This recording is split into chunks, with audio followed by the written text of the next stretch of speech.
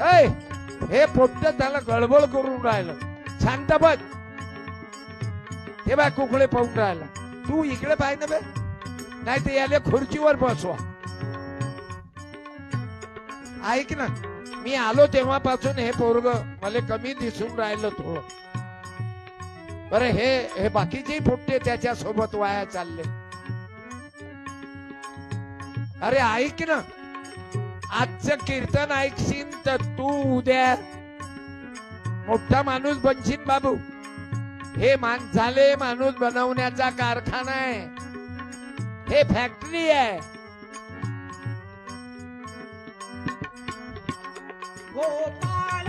गोपाला गोपाला गोपाला गोपाला सांभाळीची तुझी लेकरे पुण्याचं मजती.